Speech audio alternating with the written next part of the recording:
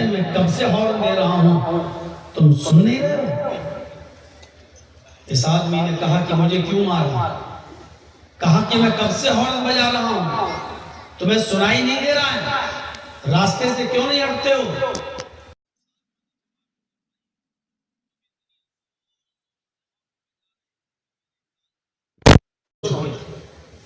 مجھے سنائی نہیں دے رہا تھا، اتنی زور زور سے آپ نے ہارن بجایا کہ ہمارے کانوں کے پردے سن ہو گئے، مجھے سنائی نہیں دے رہا ہے۔ آپ کتنی بار ہارن بجایا مجھے نہیں معلوم، میں کیسے ہٹتا جب مجھے سنائی نہیں دے رہا ہے۔ اسی سے ملتی جلتی کیفیت کچھ ہماری ہو چکی ہے۔ کتنے مولوی بولتے ہیں، چیختے ہیں، چلاتے ہیں، قرآن کی آیتیں پڑھتے ہیں، جہنم کا ذکر کرتے ہیں، عذاب قبر بیان کرتے ہیں، رو رو کر جہنم کے حالات کا تذکرہ کرتے ہیں، قیامت کی نشانیاں بتاتے ہیں، لیکن ہم سنائی نہیں دے رہا ہے ہمیں، ہمارے کان سن سن کر پک چکے ہیں، ہمیں پتہ ہی نہیں چلتا کہ جلسوں میں کیا کہا جا رہا ہے۔ بھیڑ تو ہوتی ہے، لوگ تو آتے ہیں، تقریریں تو سنتے ہیں، باتیں تو سنتے ہیں، لیکن جیسے ہارن کی آواز سن سن کر آگے چلنے والے کا کان سن ہو چکا، ایسے ہی مولویوں، عالموں، مقرروں، خطیبوں کی تقریریں سن سن کر ہمارے کان بھی پک چکے ہیں۔ ہمیں بھی کچھ سمجھ میں نہیں آتا ہے کہ ہمیں کیا عمل کرنا ہے اور کیا عمل نہیں کرنا ہے۔ آج یہی صورت ہے۔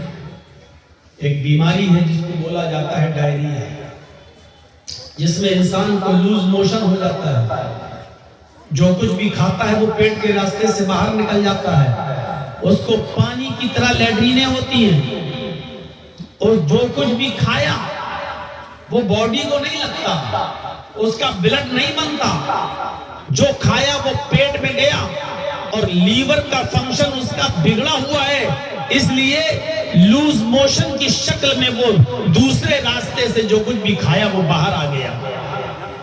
اس بیماری کو کہا جاتا ہے ڈائریا۔ انسان جو کھائے وہ اس کے بدن میں نہ لگے، انسان جو کھائے ایک راستے سے اور دوسرے راستے سے باہر نکل جائے، اس کی طاقت، انرجی انسان کی باڈی میں نہ لگے، تو اس بیماری کو کہا جاتا ہے ڈائریا۔ جس طرح ڈائریا میں انسان جو کھاتا ہے وہ دوسرے راستے سے باہر نکل جاتا ہے، ہمیں بھی کانوں کا ایک ڈائریا ہو گیا ہے۔ ہم ایک کان سے سنتے ہیں اور دوسرے کان سے باہر نکال دیتے ہیں۔ جرجی صاحب کیا بول رہے ہیں؟ ہم ایک کان سے سن رہے ہیں، جلسہ ختم ہوا، دوسرے کان سے ہم نے نکال دیا، اس کا اثر کل ہماری زندگی پر نہیں رہے گا۔ جیسے جو ہم نے کھایا اس کی انرجی، اس کی طاقت ہماری باڈی کو نہیں لگتی، ایسے ہی جو بولا ہے اس کا اثر ہمارے دل کو نہیں ہوتا ہے۔ ایک کان سے سنا اور دوسرے کان سے ہم نے نکال دیا، ہمیں کانوں کا ڈائریا ہو گیا ہے۔ ہم سنتے تو ہیں لیکن اس کو اپنے دل میں نہیں بٹھاتے اور اس کے مطابق عمل نہیں کرتے، اس کو اپنی زندگی پر نافذ نہیں کرتے، بلکہ ہم دوسرے کان سے اس کو نکال دیتے ہیں۔ میرے پیارے ساتھیوں، یہی چیز سب سے زیادہ نقصان دہ ہے۔ ورنہ اگر کسی انسان کی فطرت میں زندگی ہو تو 25 سال کا زمانہ ایک زمانہ ہوتا ہے۔ انسان ایک بات ہی کافی ہے اس کی زندگی کے عمل کرنے کے لیے۔ یہاں تو 25 سال کی زندگی گزر چکی ہے، تقریروں کی دنیا میں جہیز ابھی ختم نہیں ہوا، جوا ابھی ختم نہیں ہوا، شراب اپنے زور و شور پر ہے، ساری برائیاں ہمارے معاشرے کے اندر ہے، بے پردگی عام ہو چکی ہے، اور بے حیائی کی حالت تو یہ ہے کہ ہماری بیٹیوں اور بہنوں کے جسم سے کپڑے اتر چکے ہیں، شارٹ کپڑوں میں انسٹاگرام پر آ کر، ٹک ٹاک پر آ کر گندی ویڈیو بنا کر اپلوڈ کر کے آج وہ ہزاروں روپیہ کما رہی ہیں۔ اور آؤ ہمارے لکھنؤ کی طرف تو آپ کو بڑے بڑے حاجیوں، بڑے بڑے نمازیوں، بڑے بڑے ملا اور مولویوں کی بیٹیاں بھی جن کے سروں سے دوپٹے اتر چکے ہیں، بے حیائی کا لبادہ وہ پہن چکی ہیں، اور لیگیوں میں، اسکلٹوں میں، برا میں اور 35 میں وہ اپنی انسٹاگرام پر ویڈیو کو اپلوڈ کر رہی ہیں۔ جب حاجیوں کی، نمازیوں کی، حافظوں کی، قاریوں کی، مولویوں کی بیٹیوں کا جب یہ حال ہو تو پھر میرے بھائیوں امیدیں کس سے لگائی جائیں اور کس سے امید کی جا سکتی ہے کہ ہماری بیٹیوں کو کی اصلاح کو کرے گا؟ قابل غور ہے اور مقام ہے۔ آپ کا کون سا چینل ہے؟ کون سا؟ بستر پہ آرام کر کے تھوڑی دیر پھر چلا جاتا تھا۔ ایک دن اس نے پانی مارا، لونڈی نے بستر لگایا، اس بستر پہ پھول ڈالے۔ پھر اس لڑکی نے، اس لونڈی نے سوچا دیکھیں ذرا بادشاہوں کے بستر کیسے ہوتے ہیں، اس پر ہمارا مالک میرا آقا سوتا ہے، لیٹتا ہے، آرام کرتا ہے، ذرا لیٹ کر دیکھوں یہ بستر کیسا ہوتا ہے، ذرا دیکھوں کتنا آرام والا، ذرا دیکھوں بادشاہوں کے بستر کیسے ہوتے ہیں۔ وہ لونڈی تھوڑی دیر کے لیے بستر پر لیٹی، اس نے کروٹ بدلی، دیکھیں کیسا لگ رہا ہے، اس کو بڑا آرام ملا۔ بادشاہ کے اس بستر پر لیٹتے ہوئے اس کو بڑا آرام ملا۔ اس نے اپنا ہاتھ سر کے نیچے رکھا، آنکھ بند کر کے تصور کیا، دیکھیں سوتے وقت کیسا لگ رہا ہے۔ اس نے آنکھ بند کی کہ نیند آ گئی۔ تھوڑی دیر کے بعد بادشاہ آ گیا، ابو الحاکم آ گیا، حمید الدین آ گیا۔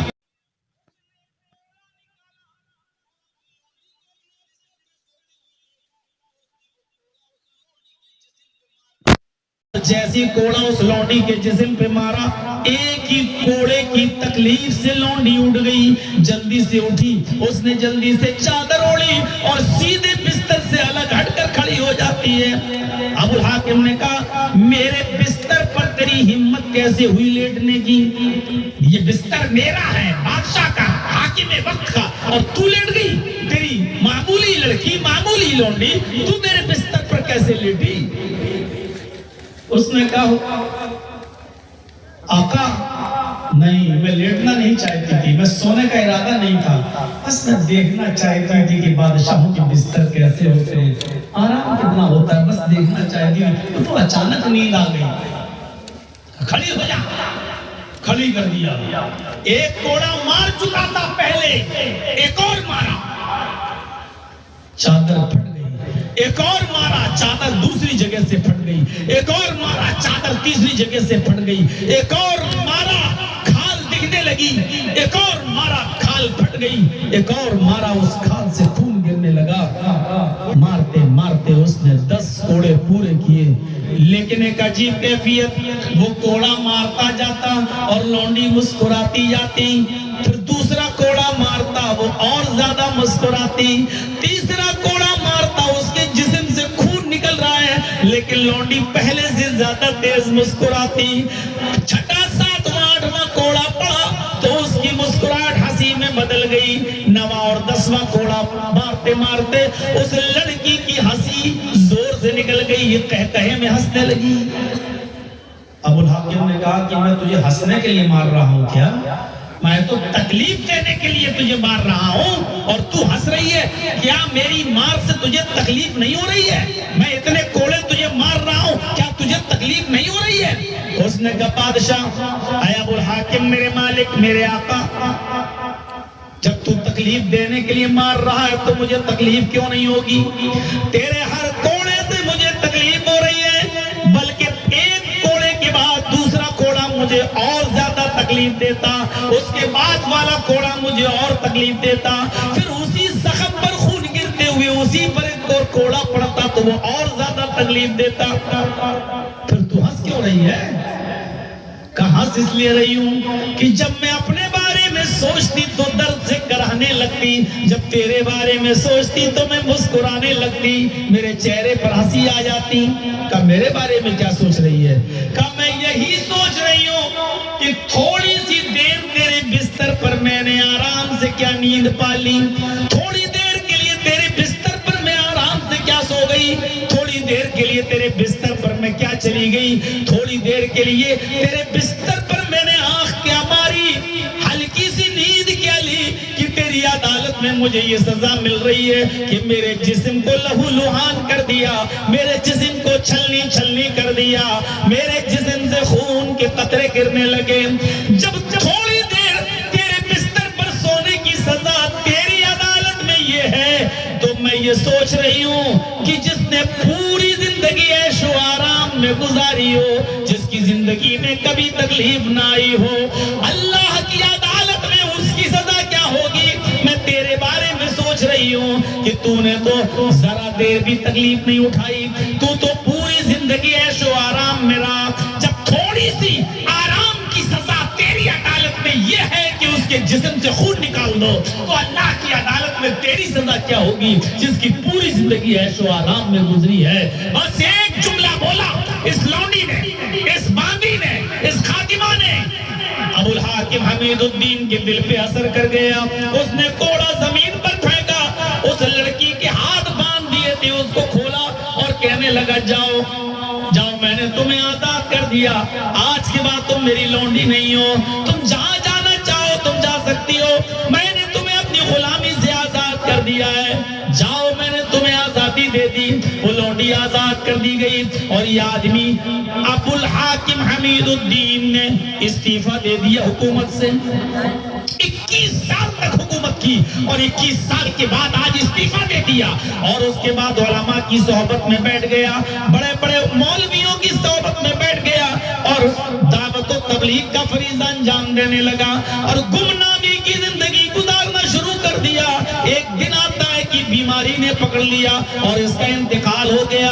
انتقال کہاں ہوا پتہ نہیں، دفن کہاں کیا گیا پتہ نہیں۔ حاکم تھا، 21 سال تک حکومت چلائی، لیکن اس لونڈی نے کہا اللہ کی عدالت میں تیری سزا کیا ہوگی جس کی پوری زندگی عیش و آرام سے گزری۔ بس ایک ورڈ نے، ایک جملے نے اس کی زندگی بدل دی اور وہیں سے نکلا اور گمنامی کی زندگی گزارا، پوری زندگی لوگوں کو دعوت و تبلیغ میں دیتا رہا، ایک اللہ کی عبادت کی طرف بلاتا رہا، اپنے آپ کو گمنام کر لیا، کسی کو نہیں بتاتا تھا کہ میں حاکم وقت ہوں، میں بادشاہ رہ چکا ہوں، کسی کو نہیں بتاتا تھا، بس اللہ کی طرف بلانا، نماز پڑھنا، اپنے گھر میں چلا جانا، اللہ کی طرف دعوت دینا، نماز پڑھنا اور اپنے گھر میں گھس جانا۔ مرتا ہے تو کسی کو پتہ نہیں چلتا، اور جب مٹی ہوئی تو پتہ نہیں چلا کہ کس کی مٹی دی جا رہی ہے اور کس کو دفن کیا جا رہا ہے۔ میرے بھائیوں، فطرت میں زندگی ہو تو زندگی بدلنے کے لیے ایک جملہ کافی ہے، ایک ورڈ کافی ہے، اور جس کی فطرت میں زندگی نہ ہو اس کو پورے 25 سال تک سمجھاتے رہو، اس کے اوپر کوئی فرق نہیں پڑے گا، ایک کان سے سنے گا اور دوسرے کان سے اڑا دے گا۔ ہر انسان کو اپنی فکر کرنی چاہیے، ہر انسان کو۔ آج زمانہ ایسا ہے، آج لوگ یہ کر رہے ہیں، آج حالات یہ ہیں، آج لوگ یہ کر رہے ہیں، آج شراب اتنی پی جا رہی، چوری اتنی۔ ہر انسان اگر اپنے آپ کو سنبھالنے لگے، ہر انسان اگر آج اپنے آپ کو دیکھنے لگے تو اپنی اصلاح ہو جائے گی۔ آپ دوسروں سے پہلے اپنی اصلاح کرنا شروع کر دیں، سب کی اصلاح ہو جائے گی۔ ہوائی جہاز پر کبھی اڑیے تو آپ کو ایئر ہوسٹس کہے گی کہ ہوا کا دباؤ کم ہونے پر یہ آکسیجن ماسک اپنے آپ کی کرسی کے نیچے آ جائیں گے، اپنے ناک اور منہ پر اچھی طرح ڈھک کر سانس لیتے رہیں۔ دوسروں کی سہایتا کرنے سے پہلے اپنا نقاب، اپنا ماسک خود اچھی طریقے سے پہنے، دوسروں کی مدد کرنے سے پہلے اپنا ماسک اچھی طریقے سے لگا کر اچھی طرح سانس اور منہ ڈھک کر سانس لیں۔ یہ آپ کو ایئر ہوسٹس بولتی ہوئی نظر آئے گی، ہر ایروپلین میں یہ بولا جاتا ہے، دوسروں کی سہایتا سے پہلے اپنا ماسک اچھی طریقے سے پہنے۔ آپ کی سانس خود کم ہو رہی ہے اور دوسروں کو آپ زندگی دینا چاہتے ہیں، آپ کا خود دم گھٹ رہا ہے، دوسرے کو آپ بچانا چاہ رہے ہیں، آپ خود بیمار ہیں اور دوسروں کی بیماری کی فکر کر رہے ہیں، آپ کو خود کینسر ہے لیکن دوسرے کو آپ بچانا چاہتے ہیں۔ آج حالات یہ ہو چکے ہیں میرے بھائیوں، انسانوں کو دوسروں کو برائیوں سے روکنا اچھی بات ہے، لیکن پہلے ہر انسان کو اپنے آپ کو برائیوں سے روکنا چاہیے۔ حضرت حذیفہ اپنے یمان کو جب اللہ کے نبی صلی اللہ علیہ وسلم نے مدینے میں منافقوں کی لسٹ دی، اور سنیے بڑا زبردست اور دلچسپ واقعہ میں سنا رہا ہوں آپ کو۔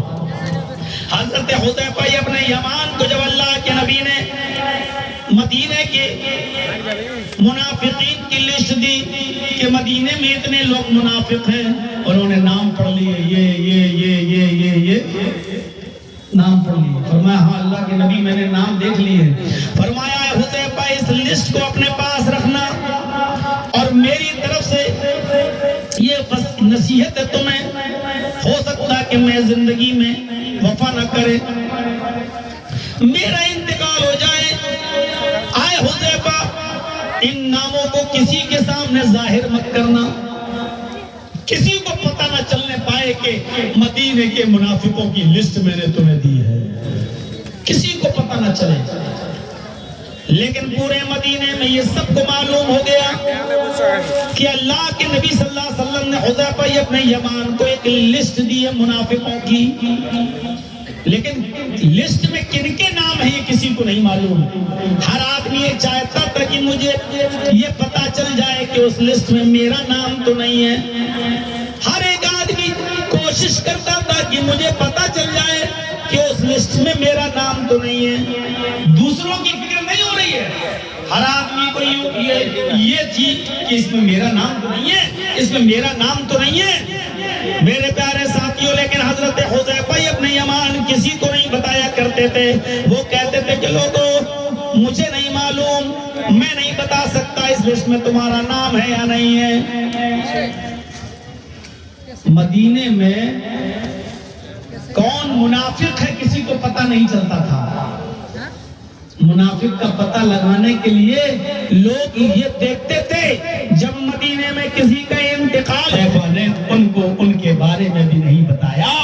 ہر انسان اگر اپنی فکر کرنے لگے تو جتنی برائیاں آج ہم دیکھ رہے ہیں معاشرے میں، جتنی برائیاں دیکھ رہے ہیں آج ہم سماج میں، جتنی برائیاں دیکھ رہے ہیں آج ہم سوسائٹی میں، جتنے بدغم دیکھ رہے ہیں آج ہم اپنے ماحول میں، یہ ساری کی ساری برائیوں پر پابندیاں لگ جائیں، ختم ہو جائیں اگر ہم اپنی اصلاح کر لیں، اگر ہم اپنے آپ کو سنبھال لیں، اگر ہم خود اپنے آپ کو سدھار لیں تو. علیکم انفسکم یا ایھا الذین آمنوا علیکم انفسکم. ایمانوں والو پہلے اپنے آپ کو دیکھو، ایمانوں والو پہلے اپنی فکر کرو.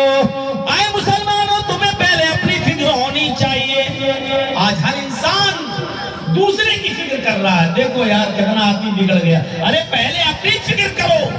آپ خود آئی سی یو میں لیٹے ہوئے ہیں، آپ خود آئی سی یو میں لیٹے ہوئے ہیں اور دوسرے کو بچانے کی فکر کر رہے ہیں. ارے پہلے اپنے آپ کو بچاؤ. اگر تم تندرست رہو گے، تم صحت مند رہو گے تو 10-20 کا اور علاج کرا سکتے ہو. لیکن اگر تم ہی مر گئے تو 10-20 کا علاج کون کرائے گا؟ اس لیے پہلے اپنے آپ کو دیکھو، پہلے اپنی فکر کرو. تو میرے پیارے ساتھیوں، فطرت میں زندگی ہو تو ایک جملہ کافی ہے، اور فطرت میں زندگی نہ ہو تو پوری زندگی بھی سناتے رہو، کوئی فرق نہیں پڑے گا، کوئی فرق نہیں پڑے گا. ایک پتھریلی زمین ہے، ایک پہاڑ ہے، پانی گرا اس کے اوپر اور ٹپکتے ہوئے نیچے آیا، بہ گیا. پہاڑ نے نہ تو پانی کو جذب کیا، نہ کوئی چیز پیدا کی. پانی گرا، زمین پہ آیا، بہ گیا، ختم ہو گیا. لیکن اس کے برعکس ایک زمین کو دیکھیے آپ، کچی زمین پر پانی گرا، پانی کو زمین نے چوس لیا، پھر ہری بھری سبزی پیدا ہوئی، اور پھر وہی سبزی ہم اور آپ کھاتے ہیں. اس نرم زمین کی طرح بنو جو پانی کو خود جذب بھی کرتی ہے، پھر ہری بھری سبزی بھی پیدا کرتی ہے، اور پھر وہ دوسروں کو کھلاتی اور پلاتی بھی ہے، یعنی دوسروں کے کام بھی آتی ہے. ہم اور آپ اس نرم زمین کی طرح بنیں کہ دوسروں کو فائدہ پہنچے. لیکن پہلے اپنے آپ کو، یہ زمین جس پہ آپ چاول بوتے ہو، دھان بوتے ہو، اگر یہ زمین پہلے خود پانی کو جذب نہ کرے اور اناج پیدا نہ کرے تو دوسروں کو اناج مل جائے گا. یہ زمین خود چاول پیدا نہ کرے تو دوسروں کو چاول مل جائے گا. زمین پہلے خود چاول کو پیدا کرتی ہے، پھر دوسرے لوگ اس سے فائدہ اٹھاتے ہیں. تو پہلے آپ خود قرآن و حدیث سے فائدہ اٹھائیں، اس کے بعد دوسروں کو فائدہ پہنچائیں. پہلے آپ خود گناہوں سے بچیں، پھر دوسروں کو گناہوں سے بچائیں. پہلے خود آپ نیک عمل کریں، پھر دوسروں کو نیک عمل کی طرف بلائیں. یہی ہے دعوت و تبلیغ کا مشن. تو میرے پیارے ساتھیوں، کبھی چھوٹی سے چھوٹی نیکی کو حقیر مت سمجھو. چھوٹی سے چھوٹی نیکی کو بھی حقیر مت سمجھو. کیا ہوگا اتنے میں؟ کیا ہوگا؟ نہیں. حضرت عائشہ صدیقہ فرماتی ہیں کہ میرے پاس ایک مانگنے والی آئی. جاءتنی سائلہ، میرے پاس ایک مانگنے والی آئی. ومعہا صبیان، اس کے ساتھ دو چھوٹے چھوٹے بچے تھے. کہنے لگی شیئا للہ، عائشہ گھر میں کھانے کو کچھ ہو تو دے دو، میرے بچے بھوکے ہیں. حضرت عائشہ فرماتی اندی تمرہ، میرے پاس ایک کھجور تھی. ایک کھجور وہ میں نے اٹھائی اور اس عورت کو دے دی. اس عورت کے دو چھوٹے چھوٹے بچے تھے. اس عورت نے کھجور کے دو ٹکڑے کیے. ایک کھجور تھی، ایک کھجور بس. اس عورت نے اس کھجور کے دو ٹکڑے کر دیے آدھا آدھا، بیچ کی گٹھلی نکالی پھینک دی اور کھجور کے دو ٹکڑے کر دیے.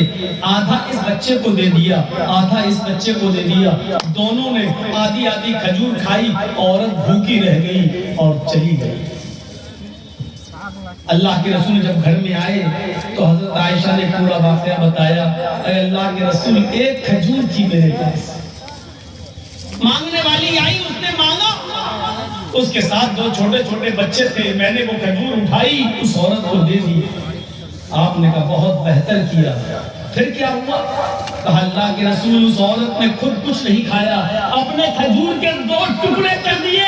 آدھا اس بچے کو دے دیا اور آدھا اس بچے کو دے دیا. خود بھوکی رہ گئی اور چلی گئی. فرمایا وجبت علیہا الجنہ. عائشہ، اس عورت نے اپنے آپ کو بھوکا رکھ کے اپنے بچوں کو پالا.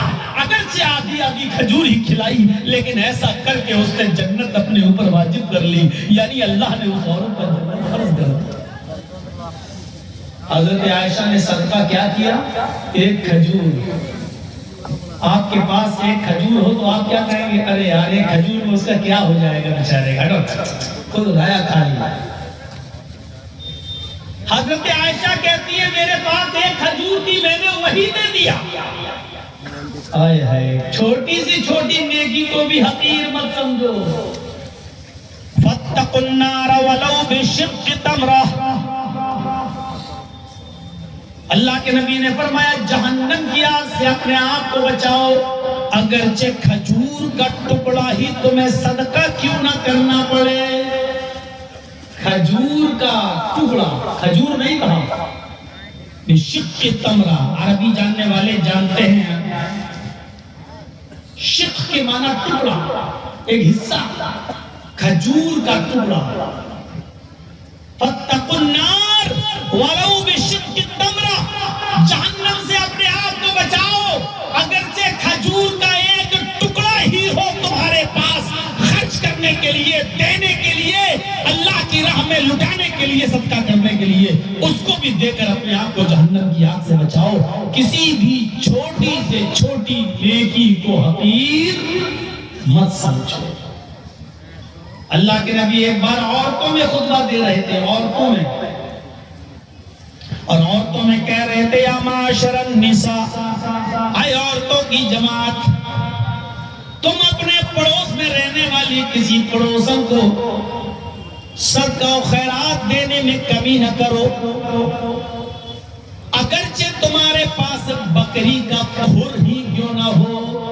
بکری کا کھر، بکری جب چلتی ہے پیر جہاں پیر رکھتی ہے اسی پیر کو کھر بولا جاتا ہے. کھر عرب کے اندر یہ سب سے حقیر کھانا تھا، سب سے حقیر چیز تھی، سب سے نچلا اور سب سے کمتر درجے کا کھانا مانا جاتا تھا. تو اس کو کھر، یعنی کھر کہتے ہیں نچلا حصہ جس پہ لیٹرین لگے، گندگی لگے، مٹی لگے، تمام وہ کھر جو بکری کا نیچے کا حصہ پیر کا، اس کو کھر کا. اللہ کے نبی نے فرمایا آئے عورتوں تم اپنی پڑوسن کو صدقہ اور خیرات کرو، اگر کچھ نہ ہو تمہارے پاس صدقہ و خیرات کرنے کے لیے تو بکری کا کھر ہی دے دو. یعنی معمولی سے معمولی چیز بھی تمہارے پاس صدقہ و خیرات کرنے کے لیے ہو تو دے دو، اور اس کھر کو دے کر اپنے آپ کو جہنم سے بچاؤ. کسی بھی معمولی سے معمولی چیز کو میرے بھائیوں نیکی کو تم حقیر نہ سمجھو۔ اللہ کے نبی جناب محمد رسول اللہ صلی اللہ علیہ وسلم نے فرمایا کہ قیامت کا دن ہوگا، حساب و کتاب ہو چکا ہوگا، ایک آدمی کی نیکیاں تولی جائیں گی، ایک آدمی کی نیکیاں تولی جائیں گی، نیکیاں اور برائیاں جب ترازو کے پلڑے پہ رکھی جائیں گی تو اس کی نیکیوں کا پلڑا اٹھ جائے گا اور اس کی برائیوں کا پلڑا جھک جائے گا، یعنی اس کی نیکیاں کم ہیں اور برائیاں زیادہ۔ اللہ حکم دے گا فرشتوں تھوڑی دیر اس کو یہی بیٹھا رہنے دو اور تھوڑی دیر کے بعد اس کو اٹھا کر جہنم میں پھینک دو، اس لیے کہ اس کی نیکیاں کم ہیں اور برائیاں زیادہ۔ نیکیاں اور برائیاں جب تولی گئی تو نیکیاں کم نکلی اور برائیاں زیادہ۔ وہ آدمی افسوس میں بیٹھا ہوگا، ایسے سوچ رہا ہوگا تھوڑی سی نیکی اور کر لیتے تو نیکیوں کا پلڑا جھک جاتا۔ ابھی ہاتھ سر پر رکھ کر سوچ رہا ہوگا اللہ یہ کیا ہو گیا، میری نیکیوں کا پلڑا اٹھ گیا، برائیوں کا پلڑا جھک گیا۔ اتنے میں فرشتہ آئے گا اور ایک رومال میں، ہینڈ کرچیف میں، ایک کپڑے میں تھوڑی سی مٹی لے کر آئے گا اور وہ مٹی لے جا کر اس کی نیکیوں کے ترازو کے پلڑے میں رکھ دے گا، اس کے پلڑے میں، اس پلڑے میں رکھ دے گا جس میں نیکیاں تھیں، اس میں رکھ دے گا۔ جیسے وہ رومال جس میں تھوڑی مٹی ہوگی اس نیکیوں کے پلڑے میں رکھے گا، نیکیوں کا پلڑا جھک جائے گا اور برائیوں کا پلڑا اٹھ جائے گا۔ حکم ہوگا فرشتوں اس آدمی کو جنت میں لے جاؤ، اس لیے کہ اس کے پلڑے میں نیکیاں زیادہ ہیں۔ وہ فرشتوں سے کہے گا اے فرشتوں میری تو نیکیوں کا پلڑا اٹھ گیا تھا، اس میں کیا ہے جو تم لائے اور ترازو کے پلڑے میں رومال رکھ دیا اور پلڑا جھک گیا؟ فرشتہ کہے گا کچھ نہیں، اس رومال میں تھوڑی سی مٹی ہے۔ کہے گا کہ یہ مٹی کہاں سے آئی؟ کہا یہ وہ مٹی ہے کہ جب تیری بستی میں، جب تیرے علاقے میں کوئی مر جاتا تھا تو اپنے بھائی کے جنازے میں ضرور جاتا تھا، دوست ہو یا دشمن تو ہر کسی کے جنازے میں شریک ہوا، اس کی جنازے کی نماز بھی پڑھتا تھا اور مٹی بھی دیتا تھا۔ یہ نیکی باقی رہ گئی تھی، اس مٹی کو اٹھا کر تیری ترازو کے پلڑے پہ رکھ دیا گیا۔ اللہ کو تو بخشنے کے لیے بہانا چاہیے، اس لیے تجھے بخشنے کے لیے وہ مٹی اس پلڑے پہ رکھائی اور تیرا پلڑا جھک گیا، تجھے جنت کا مستحق بنا دیا۔ دیکھیے آج امیروں کے جنازوں میں ہم جاتے ہیں اور غریبوں کی مٹی میں آج ہم جانے کا نام نہیں لیتے، کیونکہ وہ بیچارہ غریب تھا۔ آج امیروں کی عیادت اور تیمارداری کے لیے ہم جاتے ہیں، لیکن غریبوں کی عیادت اور تیمارداری کے لیے ہم نہیں جاتے ہیں۔ آج امیروں کے جنازوں میں ہم شامل ہوتے ہیں لیکن غریبوں کے جنازوں میں ہم شامل نہیں ہوتے ہیں، اور وہ ہر امیر و غریب، دوست و دشمن سب کی مٹی میں جاتا تھا، اس لیے اس کی یہ نیکی فرشتوں نے ایک رومال میں باندھ کر مٹی کی شکل میں ترازو کے پلڑے پہ رکھی اور وہ آدمی جنت کا مستحق ہو گیا۔ ایک اور فرشتہ اس آدمی کے پاس آئے گا جس کی نیکیوں کا پلڑا اٹھا ہوا ہوگا، وہ افسوس کر رہا ہوگا یہ کیا ہوا۔ فرشتہ آئے گا اور تھوڑا سا پانی اس ترازو کے پلڑے پہ رکھ دے گا، پلڑا جھک جائے گا۔ اللہ حکم دے گا اس کو جنت میں لے جاؤ۔ وہ فرشتے سے کہے گا فرشتے یہ کیا ہے، کون سا پانی ہے؟ فرشتہ کہے گا یہ پانی نہیں ہے، یہ وہ تیری نیکی ہے کہ جب کوئی اندھا مسجد میں نماز کے لیے آتا تھا اور اس کو وضو بنانے میں بڑی دقت ہوتی تھی تو کنویں سے پانی کھینچ کر اس برتن میں بھر کر اس اندھے کو دے دیا کرتا تھا اور اندھا بیٹھ کر وضو بنا لیا کرتا تھا، پھر تو برتن اٹھا کر برتن رکھنے کی جگہ پر رکھ دیا کرتا تھا۔ یہ وہ پانی ہے جو تو نے اندھے کو دیا تھا وضو بنانے کے لیے، جو وضو پانی کھینچنے کے لائق نہیں تھا اور پانی لے جانے کے لائق نہیں تھا، تو نے اس کی مدد کی۔ آج یہ وہ نیکی ہے جو تیرے پلڑے میں رکھ دی گئی اور تجھے جنت کا مستحق بنا دیا گیا۔ چھوٹی سے چھوٹی نیکی کو حقیر نہ سمجھو، قیامت کے دن جب ہماری نیکیاں تولی جائیں گی، ہمارے گناہ تولے جائیں گے اور جب ہماری نیکیوں کا پلڑا اٹھ جائے گا تو یہی چھوٹی چھوٹی نیکیاں تلاش کر کے لائی جائیں گی اور ہمارے ترازو کے پلڑے میں رکھ دی جائیں گی۔ پتہ نہیں کون سی نیکی سے ہمارا ترازو کا پلڑا جھک جائے اور رب کعبہ ہمیں جنت کا مستحق بنا دے۔ ولو بشق تمرہ، ایک چھوٹی سی چھوٹی کھجور کے ٹکڑے کو بھی اللہ کی راہ میں صدقہ و خیرات کر کے اپنے آپ کو جہنم کی آگ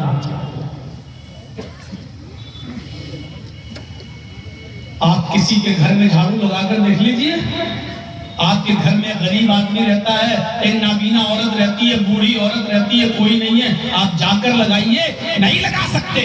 اور حضرت ابو بکر صدیق کے زمانے میں، حضرت ابو بکر صدیق کے دور خلافت میں ایک نابینا بوڑھی، آنکھوں سے اندھی، پیروں سے لنگڑی، ہاتھوں سے کوڑی ایک عورت، بوڑھی عورت کی خدمت کیا کرتے تھے حضرت عمر فاروق رضی اللہ تعالیٰ عنہ، اس کے برتن مان دیا کرتے تھے۔ پہلا کام، کچن میں گھس گئے، اس کے برتن مان دیے۔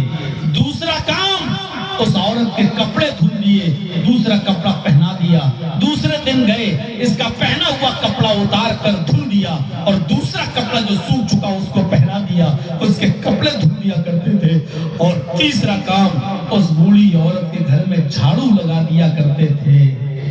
ایک دن حضرت عمر فاروق تہجد کی نماز پڑھنے کے بعد تھوڑا لیٹ گئے اور فجر کی نماز سے پہلے اٹھے، آنکھ کھلی ہے، چلیے اڑتے اور سیدھے اس بوڑھی عورت کے گھر جاتے ہیں۔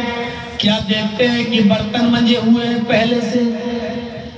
سوچا چلو بوڑھی عورت کے کپڑے دھل دوں، تو کیا دیکھتے ہیں کہ ایک کپڑا پہنے ہوئے اور دوسرا کپڑا سوکھ رہا ہے، کپڑا بھی دھل چکا ہے۔ جھاڑو اٹھائی کہ چلو گھر کو صاف کرنے، تو کیا دیکھتے ہیں کہ گھر میں جھاڑو پہلے سے لگی ہوئی ہے، کوئی لگا گیا ہے۔ حضرت عمر نے اس بوڑھی عورت سے پوچھا، ماں آج گھر میں جھاڑو لگی ہوئی ہے، برتن منجے ہوئے ہیں، کپڑے دھلے ہوئے ہیں، یہ کیا بات ہے؟ کون آیا تھا؟ یا تم نے یہ سب کام اپنی مرضی سے کر لیے؟ تم تو ہاتھوں سے کوڑی ہو، پیروں سے لنگڑی ہو، آنکھوں سے اندھی ہو، دانت منہ میں نہیں ہے، یہ کام تم کیسے کر سکتی ہو؟ اس بوڑھی عورت نے کہا، بیٹے مجھے کیا معلوم، میں تو سمجھی تم روزانہ آتے ہو، تم ہی نے جھاڑو لگائی ہے۔ جو آیا اس کے بارے میں بھی بڑھیا کو پتہ نہیں، سندھی کو، نابینا کو پتہ نہیں۔ کہا بیٹے میں کیا جانوں، میں تو سمجھ رہی تھی کہ تمہیں نے برتن مانجے، تمہیں نے جھاڑو لگائی ہے، تمہیں نے کپڑے دھلے۔ نہیں ماں میں تو ابھی آیا ہوں۔ فرمایا بیٹے مجھے نہیں معلوم۔ حضرت عمر نے کہا پتہ نہیں، چلو کوئی آیا ہوگا، لگا گیا ہوگا، چلے گئے۔ دوسرے دن پھر اسی ٹائم پر آتے ہیں تو کیا دیکھتے ہیں کہ اب بھی جھاڑو لگی ہوئی ہے، برتن منجے ہوئے ہیں، کپڑے دھلے ہوئے ہیں۔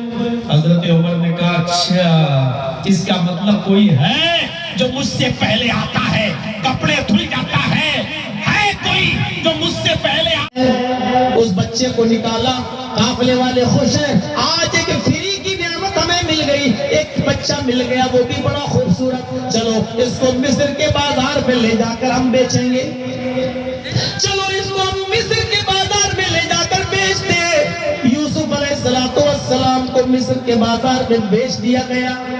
جب کسی کے ہاتھ میں فری میں کوئی مال آ جائے تو وہ سستے سے سستے میں بیچ دیتا ہے، جیسے چوری کا موبائل، 20,000 والا موبائل بھی آدمی چاہتا ہے جلدی سے ہٹائے، 2,000 بھی مل رہا تو لاؤ لے لو، ایسا نہ ہو کہ ہم پکڑے جائیں، لاک توڑوا کے 2-4 ہزار روپے میں بیچ دیتا ہے۔ یہ فری کا بچہ مل گیا، کنویں سے ملا، کوئی آ کر اپنا دعویٰ نہ ٹھوک دے کہ یہ بچہ میرا ہے، اس لیے جلدی سے اس بچے کو بیچ دو۔ تو انہوں نے جلد بازی میں اس بچے کو جب بیچا تو مصر کے بازار میں یوسف علیہ السلام کتنے روپے میں بکے معلوم ہے؟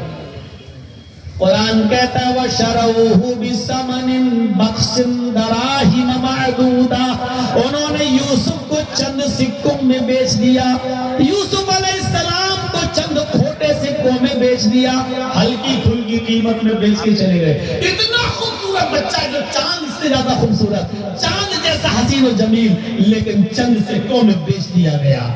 بادشاہ مصر کے گھر آیا، بادشاہ مصر نے کہا اپنی بیوی سے کھلاؤ پلاؤ پال پوس کر بڑا کرو، ہو سکتا ہے اگر اللہ نے ہمیں کوئی بیٹا نہ دیا تو ہم اسی بچے کو اپنا بیٹا بنا لیں گے، اچھی طریقے سے اس کی خدمت کرو، اس کو کھلاؤ پلاؤ پال پوس کر بڑا کرو۔ یوسف کو کھلایا پلایا جانے لگا، بہت اچھی طریقے سے ان کی خدمت ہونے لگی، بادشاہ مصر کے گھر میں پلنے لگے اور دھیرے دھیرے بڑے ہوتے گئے، یہاں تک کہ ایک دن جوان ہو گئے، اور جب بالغ ہوئے تو بادشاہ کی بیوی ہی ان پر ڈورے ڈالے کرنے لگی. یہاں سے سنیے گا. بادشاہ کی بیوی ہی ان کے اوپر ڈورے ڈالنے لگی. بادشاہ کی بیوی ان کو اپنے چنگل میں پھنسانے لگی, ان سے غلط ارادہ کرنے لگی اور غلط چیز کی توقع لگانے لگی. لیکن یوسف علیہ السلام بچے رہے. لاسٹ میں کیا ہوا؟ عورتوں میں یہ خبر پھیل گئی پورے مصر کے اندر, لو بادشاہ کی بیوی تو اپنے غلام کو دل دے بیٹھی, اپنے غلام سے غلط کام کرنا چاہتی ہے, اپنے غلام کے ساتھ سونا چاہتی ہے, اپنے غلام کے ساتھ زنا کرنا چاہتی ہے. مصر کے اندر یہ بات مصر کی عورتوں میں پھیل گئی, اور عورتوں میں کوئی بات کچھ زیادہ ہی جلدی پھیل جاتی ہے. آپ ابھی ایک بات عورتوں میں کہہ دو اور یہ بھی کہہ دینا کہ اس کو چھپانا کسی کو بولنا نہیں, آپ گھر تک نہیں پہنچ پائیں گے, پورے گاؤں میں بات پھیل چکی ہوتی ہے. ایک مرتبہ کوئی تربوز کاٹ کے لایا ایک آدمی, اور اس نے دوپٹے سے, دوپٹہ جو ہلکا سا ہوتا ہے, اس نے تربوز کا سر چھپا لیا. اب تربوز لال رنگ کا ہوتا ہے, اس نے سفید رنگ کے دوپٹے کو لال کر دیا. جب وہ اس حال میں گھر پہنچا تو اس کی بیوی نے کہا, اس میں کیا ہے, اس میں کیا ہے؟ اس نے جلدی سے کونے میں تربوز رکھ دیا اور اپنی بیوی سے بولا, ادھر مت جانا, قریب مت جانا. کہا کیوں, کیا ہوا؟ ایک آدمی اس کا گردن کاٹ کے لائے ہیں, ایک آدمی کا سر قلم کر کے لائے ہیں ہم, بہت حرامی تھا, بہت بدماش تھا وہ, ہم اس کا سر قلم کر کے لائے ہیں. رات میں ہم اس کو پھینکنے جائیں گے, ابھی پھینکیں گے تو پکڑے جائیں گے, ابھی رات ہونے تو ادھر مت جانا, کسی کو بتانا نہیں. کہا ٹھیک ہے. وہ بیچارہ ظہر پڑھنے گیا, عصر پڑھنے گیا, مغرب کی نماز پڑھ کے آیا, دیکھا پولیس اس کے دروازے پر. پولیس نے کہا چلو دکھاؤ. کیا ہے؟ کہا تم نے کسی آدمی کا مرڈر کیا ہے؟ ہنستے ہوئے کہتا ہے دروگا جی میں نے مرڈر کہاں کیا. کہ چیکنگ کرو. گھر میں چھاپا مارا تو وہی دوپٹے میں لپٹا ہوا تربوز ملا. کہ صاحب یہ تھا. کہ یہ تھا. کہاں؟ کہ کیوں ایسا تم نے کیوں کیا؟ کہ صاحب میں یہ دیکھنا چاہتا تھا کہ عورتیں اپنے پیٹ کے معاملے میں کتنی مضبوط ہوتی ہیں. میں نے صرف اپنی بیوی سے کہا تھا کہ کسی کو بتانا نہیں. لیکن دیکھ لیجیے صاحب, شام ہوتے ہوتے پورے گاؤں میں بھی پتا چل گیا, بلکہ پولیس تک آ گئی میرے گھر میں. اب واقعی میں اس نتیجے پہ پہنچا ہوں کہ عورتوں کو اپنے دل کی بات کبھی نہیں بتانی چاہیے, ورنہ شام ہوتے ہوتے پولیس کب گھر پہ آ جائے کوئی بھروسہ نہیں. صاحب میں نے کوئی مرڈر نہیں کیا. تو عورتیں دل کے معاملے میں, پیٹ کے معاملے میں بہت ہلکی ہوتی ہے. مصر کی عورتوں میں افواہ پھیل گئی. کیا پھیلی؟ کہ یوسف کی مالکن, بادشاہ کی بیوی یوسف کو دل دے بیٹھی. اب اس کو بڑا غصہ آیا بادشاہ کی بیوی کو. اس نے ساری عورتوں کی دعوت کر دی, ساری عورتوں کی دعوت کر دی, سب کے سامنے پھل رکھ دی اور ایک ایک چھری دے دی, لو پھل کاٹو اور کھاؤ. عورتیں پھل کاٹ کے کھانے لگی. یوسف علیہ السلام سے بادشاہ مصر کی بیوی نے کہا ذرا ان کے سامنے سے گزر جاؤ. اے یوسف ان عورتوں کے سامنے سے گزرو. جب یوسف علیہ السلام اپنے بادشاہ کی بیوی کی بات مان کر, مالکن کی بات مان کر ان عورتوں کے سامنے سے گزرے, ان عورتوں نے جیسے یوسف علیہ السلام کو دیکھا تو اس یوسف کی خوبصورتی کو دیکھ کر چیخ پڑی, ما ھذا بشر ان ما ھذا بشر ان ھذا الا ملک کریم. یہ کوئی انسان ہے ہی نہیں. ما ھذا بشر, یہ کوئی انسان نہیں ہے. ان ھذا الا ملک کریم, یہ تو کوئی بزرگ فرشتہ نظر آتا ہے. یہ تو کوئی بزرگ آدمی, بزرگ ہستی, بزرگ فرشتہ نظر آتا ہے. یعنی ابھی صرف بادشاہ مصر کی بیوی اس کو دل دے بیٹھی تھی, اب تو مصر کی ساری عورتوں نے دل دے دیا. اب ہر عورت چاہنے لگی یوسف میرے ہو جائیں. جتنی آئی تھی ہر عورت کی خواہش یہ پیدا ہوئی کہ یوسف میرے ہو جائیں, اور یوسف سے میں پیار کرنے لگوں, محبت کرنے لگوں. اب بادشاہ کی بیوی سر پہ چڑھ کے بولی, دیکھا تانے مارتی ہو نا کہ بادشاہ کی بیوی نے دل دے دیا. دیکھو یہ خوبصورتی, یہ وجہ ہے کہ میں اس کی پیار میں پاگل ہوں, یہ وجہ ہے کہ میں اس کو چاہتی ہوں, یہ وجہ ہے. اب تم لوگ بھی چاہ رہی ہو نا, دیکھو اب بتاؤ میرا کیا قصور ہے اگر میں نے اس دے دیا، اور یوسف کے سامنے یوسف کو دھمکی بھی دے رہی ہے۔ ان تمام عورتوں کے سامنے کیا کہتی ہے؟ آئے عورتوں سن لو، آئے مصر والیوں سن لو، اگر یوسف نے میری بات نہ مانی، اگر اس نے میرے ارادے کو پورا نہ کیا، اگر اس نے میرے ساتھ رات نہ گزاری، اگر اس نے میرے ساتھ وہ کام نہ کیا جو میں چاہتی ہوں، یعنی میرے ساتھ برا کام نہ کیا، زنا نہ کیا، اگر یہ میرے ساتھ بستر پہ نہ لیٹا، تو میں اس کو ایسی سزا دلواؤں گی جو یہ زندگی بھر یاد رکھے گا، یا جیل کے اندر بھجوا دوں گی، زندگی بھر جیل میں سڑے گا۔ ساری عورتوں کے سامنے یوسف کو دھمکی دی جا رہی ہے۔ اب یوسف علیہ السلام کے سامنے دو راستے ہیں، جیل میں جانے کا یعنی مصیبت اٹھانے کا، یا اس عورت کی بات مان کر اس کے ارادے کو پورا کر کے گناہ کا راستہ۔ اور گناہ کے راستے میں فائدہ ہے، اگر یوسف اس کی بات مان لیں اور اس کے ساتھ غلط کام کر لیں تو یوسف علیہ السلام کی 5 انگلی گھی میں ساری خوشیاں وہ دینے کے لیے تیار، یوسف کو الگ کمرہ دینے کے لیے تیار، یوسف کے الگ بستر کرنے کے لیے تیار، یوسف کو وقت دینے کے لیے تیار، یوسف کو زندگی کی ساری نعمتیں نچھاور کرنے کے لیے تیار، اگر یوسف اس کی بات مان لیں، اور اگر نہ مانے تو غلط الزام لگا کر جیل میں بھجوانے کے لیے تیار۔ یوسف علیہ السلام کے سامنے دو راستے ہیں، ایک جیل میں جانے کا مصیبت کا راستہ، اور ایک گناہ کر کے آرام کا راستہ۔ اس کے ساتھ گناہ کر کے غلط کام کر کے جو ہے آسان راستہ، گناہ کا راستہ۔ اب یوسف علیہ السلام کو ان دونوں راستوں میں سے ایک راستہ چننا ہے، یوسف علیہ السلام کو ان دونوں راستوں میں سے ایک راستہ اپنانا ہے۔ آئے یوسف بتاؤ، جیل میں سڑنا چاہتے ہو یا پھر میرے ساتھ سونا چاہتے ہو، میرے ساتھ بستر پہ جانا چاہتے ہو، میرے ارادے کو پورا کرنا چاہتے ہو؟ یوسف علیہ السلام نے جو جواب دیا وہ سنیے، اور میرے پیارے ساتھیوں، یوسف علیہ السلام نے جو جواب دیا وہ جواب سنو۔ رب السجن احب الی مما یدعوننی الیہ۔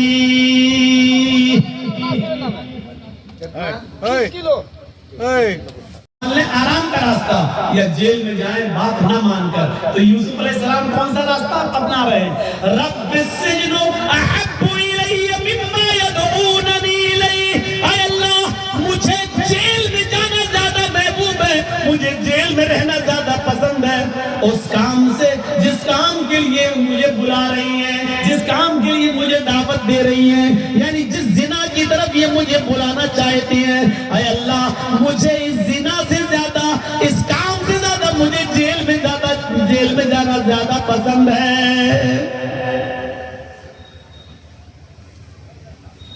اس کے بعد دیکھیے، وَإِلَّا تَصْرِفْ عَنِّي كَيْدَهُنَّ أَصْبُ إِلَيْهِنَّ وَأَكُن مِّنَ الْجَاهِلِينَ۔ اے اللہ، اگر تو نے مجھے ان کی چالوں سے نہ بچایا، إِلَّا تَصْرِفْ عَنِّي كَيْدَهُنَّ، اگر تو نے مجھے ان کی چالوں سے محفوظ نہ کیا، عورتوں کی چالیں بڑی خطرناک ہوتی ہیں، اور اس کو یوسف علیہ السلام بھی سمجھ رہے ہیں۔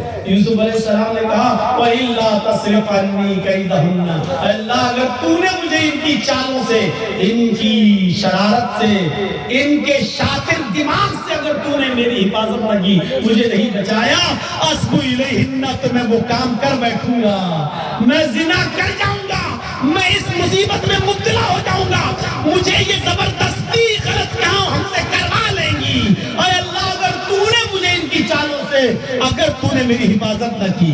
عورت کی چال بڑی خطرناک، وہی تم کو کال کرے گی، وہی تم سے میٹھی میٹھی باتیں کرے گی، وہی تم کو اپنے پیار کے جال میں پھانسے گی، اور وہی تم پر اپنا پورا بھروسہ لٹا دے گی، اور وہی تم کو اپنے گھر میں بلا کر اپنے یار، اپنے دوست سے مل کر تمہیں مروا دے گی، قتل کروا دے گی۔ میرے بھائیوں، میرے ساتھیوں، شاہ فیصل کا قتل اس کے بھتیجے نے ایسے ہی نہیں کر دیا تھا، سعودیہ کا زبردست بادشاہ، لیکن امریکہ کی ایک لڑکی کی محبت میں گرفتار ہو گیا، اور امریکہ کی پوری سیاست اور پولیٹکس لگ گئی اس لڑکی سے یہ کہنے پر، جاؤ پیار کے جال میں پھنسا تو لیا، لیکن اس سے اس کے چچا شاہ فیصل کا اگر وہ کر دیتا ہے تو تم اس کے ساتھ چلی جانا.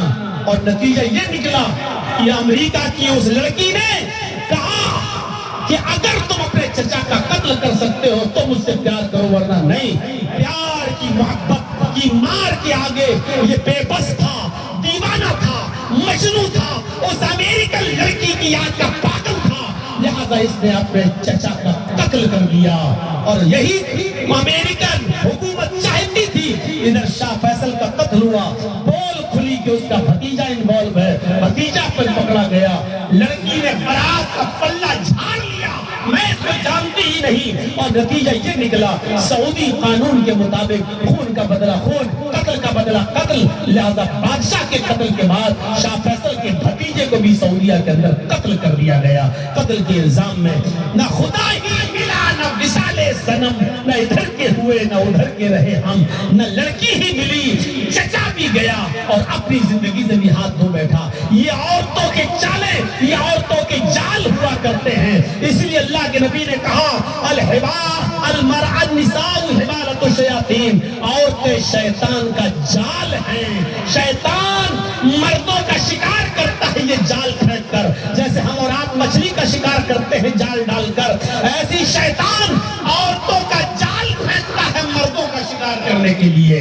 یہ عورتیں شیطان کا جال ہیں, مردوں کا شکار کرتا ہے شیطان ان عورتوں کا جال استعمال کر کے. تو میرے بھائیوں, حضرت یوسف علیہ السلام نے کیا کہا, رب السجن احب الی مما یدعوننی الیہ, اے اللہ مجھے جیل میں جانا زیادہ پسند ہے, زیادہ محبوب ہے اس برائی سے جس کی طرف یہ مجھے بلا رہی ہیں اور غلط کام کرنا چاہتی ہیں. مجھے اس کام سے زیادہ بہتر لگتا ہے کہ میں جیل میں سڑ جاؤں, جیل میں چلا جاؤں. وَإِلَّا تَصْرِفْ عَنِّي كَيْدَهُنَّ أَصْبُ إِلَيْهِنَّ, اے اللہ اگر تو نے مجھے ان کی چالوں سے محفوظ نہ کیا, ان کی چالوں سے میری حفاظت نہ فرمائی, أَصْبُ إِلَيْهِنَّ, تو میں ان کے چکر میں پڑ جاؤں گا, ان کے ساتھ غلط کام کر بیٹھوں گا, وَأَكُن مِّنَ الْجَاهِلِينَ, اور نادانوں میں سے ہو جاؤں گا. یوسف علیہ السلام نے مصیبت کا راستہ اختیار کیا, پریشانی کا راستہ اختیار کیا, لیکن غلط کام نہیں کیا. وہ دور بھی یاد کر لیا اور لے جائیے اپنا دماغ میں, اب نہیں جاؤں گا وہاں تک. اس عورت نے کیا کیا نہیں کیا. یوسف ادھر آؤ, گئی, یہ دروازہ بند, اور آگے آؤ, وہ دروازہ بند, ایک اور دروازے میں لے گئی, ادھر آؤ, وہ دروازہ بند, اور آخری دروازے پہ لے گئی اور وہاں کمرے میں کہتی ہے آؤ, اے یوسف آؤ, کوئی نہیں دیکھ رہا, آؤ. اس نے یوسف کو پکڑنا چاہا, اپنی طرف گرانا چاہا, مائل کرنا چاہا. یوسف بھاگے, یہ دروازہ کھول کر بھاگنے میں کامیاب, دوسرے دروازے کو کھول کر بھاگنے میں کامیاب, یہ پیچھا کر رہی ہے, تیسرا دروازہ کھول کر بھاگنے میں کامیاب, چوتھے دروازے پر پکڑے گئے. اس نے پیچھے سے کرتا کھینچا, یوسف نے دروازہ کھینچا, اس عورت نے اپنے اوپر کھینچا, پیچھے سے کرتا پھٹ گیا, یوسف زمین کے اوپر گرے, بادشاہ مصر کی بیوی بھی گری. یوسف نے جب دروازہ پکڑا اور اس کے پیچھے سے کھینچا تو دروازہ بھی کھل گیا. سامنے بادشاہ کھڑا ہے, تو دیکھ رہا ہے, بادشاہ کی بیوی نیچے, یوسف اس کے بغل میں. سامنے بادشاہ جھٹ سے اٹھ کر الزام لگاتی ہے, کہتی ہے آپ کی بیوی کے پاس کوئی غلط کام کے ارادے سے آئے اور اس کے ساتھ غلط کام کرنا چاہے تو اس کی سزا کیا ہونی چاہیے. ایک چال, بلایا بھی خود, لے کر بھی خود گئی, اور کمرے بھی خود بند کیے, وَغَلَّقَتِ الْأَبْوَابَ, اور پھر جب یوسف بھاگے تو الزام بھی لگا دیا. لیکن عورت ہی کے گھر کا کوئی جج تھا, عورت کے گھر کا ہی کوئی شاہد تھا, عورت کے گھر کا ہی کوئی جج تھا جس نے فیصلہ سنایا. تو اس نے کہا بادشاہ سے, یوسف کی قمیض دیکھو, اگر آگے سے پھٹی ہے تو یوسف جھوٹا, تیری بیوی سچی, اور یوسف کی قمیض اگر پیچھے سے پھٹی ہے تو یوسف سچا اور تیری بیوی جھوٹی. اور جب قمیض دیکھی گئی تو یوسف کی قمیض پیچھے سے پھٹی تھی, یعنی بیوی جھوٹی ہے اور یوسف سچا. بادشاہ نے کہا عورتوں کی چالیں بڑی خطرناک ہوتی ہے, چلو اب اس بات کو آیا جایا کر دو, ختم کر دو, ادھر ادھر کر دو. یوسف بھول جاؤ اس معاملے کو اور جاؤ. لیکن اس کی پلاننگ دیکھو عورتوں کی کتنی خطرناک ہوتی ہے. یوسف علیہ السلام ادھر بھی اپنے آپ کو بچائے گئے. 1.5 گھنٹہ کافی ہے. آپ جب میں بولا تھا تو بہت کچھ تھے, بھیڑ تھی, لیکن اب رات کے 2 بجے تک آدھے سے زیادہ لوگ جا چکے ہیں. گزارش ہے میری آپ سے میرے بھائیوں کہ بہت ہی زیادہ محبتوں سے آپ نے مجھے نوازا ہے, بہت سے آپ نے مجھے محبتوں سے نوازا ہے, اور بہت زیادہ پیار آپ آپ نے مجھے دیا ہے کہ 25 سال سے اب تک آپ مجھے ہر جلسوں میں بلاتے ہیں اور سنتے ہیں. آپ کا مدرسہ سراج العلوم اور تعجب ہے سراج العلوم ہے ہاں مدرسہ سراج العلوم. اور آپ تعجب کریں گے میں بھی نیپال سے جس مدرسے سے فارغ ہوں اس کا نام ہے سراج العلوم. اب آپ دیکھیے ہم نام مدرسہ مل گیا ہے تو اس مدرسے میں جو بچوں کو دیکھتا ہوں پڑھ لکھ کر نکل رہے ہیں اور بڑا مدرسہ. تو میرے بھائیوں آپ نے غیروں کے اور دوسروں کے ہاتھوں میں جو تعاون کیا میں آپ کے سامنے 10 منٹ کے لیے بیٹھا ہوں. چلتے چلتے میرے ہاتھ میں بھی اس مدرسے کا تعاون کرتے جائیں تاکہ مجھے لگے کہ آپ میری آواز پر لبیک کہتے ہیں اور مجھ سے بھی محبت کا اظہار کرتے ہیں اور میری محبت آپ کے دلوں میں ابھی بھی باقی ہے. تو زیادہ سے زیادہ اس